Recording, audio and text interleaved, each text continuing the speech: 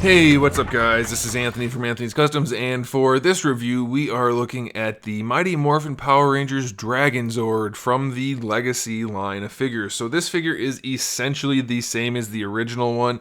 I mean, it's made to be as similar to it as possible. It does have some die-cast parts and some nice metallic paint jobs.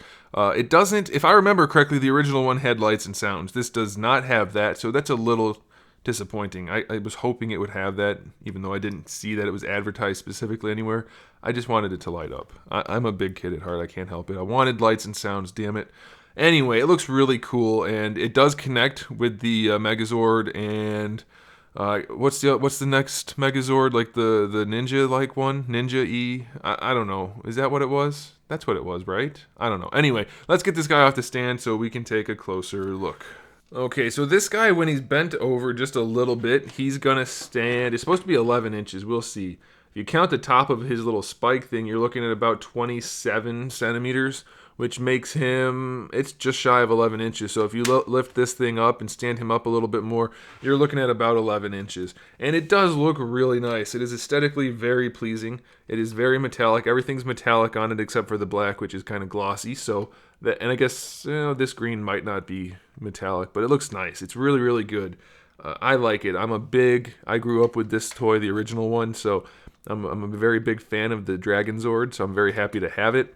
Again, it is a bummer that it doesn't make any wow, it doesn't make any sounds or light up. It doesn't make any light up sounds either, which is unfortunate. If you can hear sounds through color, then you might know what I'm talking about.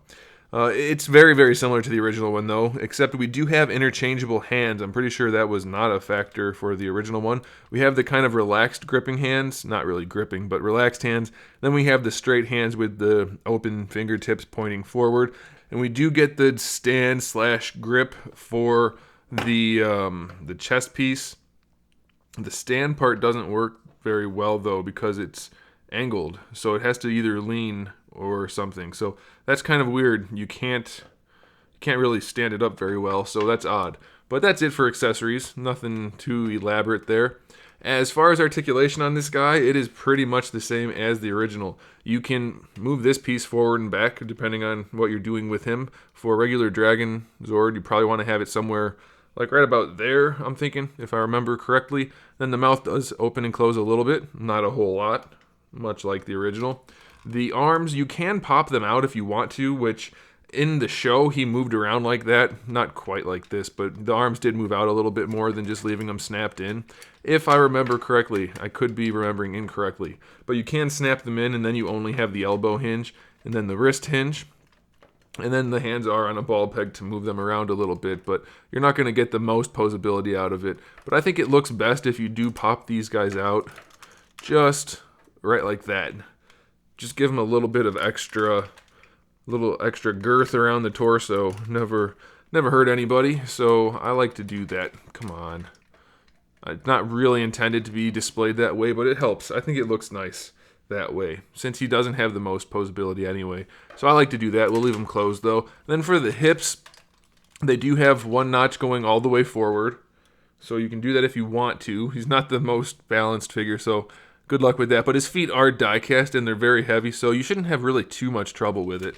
So you can go forward, you can put them back. You can technically go back another notch, but it's going to pop the leg off. It actually did last time I did it, so I'm not going to do it because the tail's in the way. It blocks the leg from going back any farther. For the knee, you really just have the one straight position and then the one bent position, which is just like maybe 20 degrees at most. So it's not the most. You're definitely not getting this guy to be putting him in dynamic poses.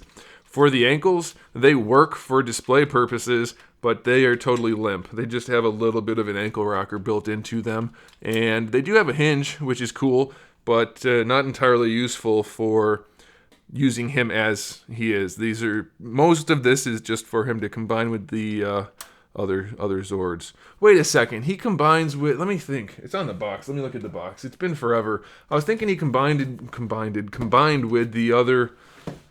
Okay, so we go like this. Is it Tigerzord that does that? So he's got the two different combinations, obviously. He goes on regular Megazord like this. This was always the cooler one for me. He has this one where you use the stand like this. I was thinking he combined with the Ninja Megazord or whatever it was called, But I think that's Tigerzord, right? Because that would make more sense. I don't remember. I think that's what it is. Alright, so that's it for the body. As for the tail is actually pretty impressive. I like the way they did the tail. First of all, it rotates, so that's good. And it'll actually snap into place. So if you bend it and hold it in place, it'll actually stay however you want it to. But the tail, since you need it to be the weapon or the tail, it can collapse all the way down and just be perfectly straight like that, which is really nice. Or you can separate them all the way down to the tip, and then they all bend, and you get a pretty good degree of bendage. That's a new word. We're going to use it. We're going to keep it. You can use it if you want to. You get some good bendage out of the tail, so I'm happy about that. So, you know, it's a very basic thing. That's why they don't cost that much. And, oh, by the way, I missed out on the Megazord. I really want one. If anybody out there has one that is in good shape and you're interested in selling it, please let me know. I would really like to get a Megazord to go with Dragonzord, even though I never owned Megazord as a kid. That was always my brother's, and I had Dragonzord. Also, I should probably get Tigerzord. Did they do a Tigerzord? I need to look this up, guys. I don't know these things because I wasn't into the Legacy line until recently. But I always had Tigerzord and Dragonzord. But I want to get Tigerzord and Megazord to go with this Dragonzord because I do like it. It is basic. I was hoping it would have the lights and sounds. It doesn't. I can live with it. I'm very happy with it how it is, and I think you guys will be too. If you grew up with the Power Rangers like I did, this is a thing you probably want to get. It's very nicely done. It's worth mentioning, the feet are sculpted and painted on the bottom for the combination. And if I remember correctly, the Japanese version had this kind of logos, like right here, and I think here, and maybe even back here and on here. I'm not sure if it's everywhere where they have that kind of foliage-looking sculpt, but is that called filigree? I can't remember. Anyway, I'm pretty sure we had lightning bolts on the American release. Maybe down here as well. I'm not sure. But either way, it looks really, really nice. And I like it a whole bunch. And I think you guys will too. And it brings back the feels. And it looks cool. And it feels cool. And you should probably get one. I'm a little bit bummed out. I don't know if you guys could see as I was holding it and moving it around. He has some chip marks on his nose, which is very disappointing because that's exactly how he came in the package. So that's a bummer. But otherwise, I'm very pleased with it.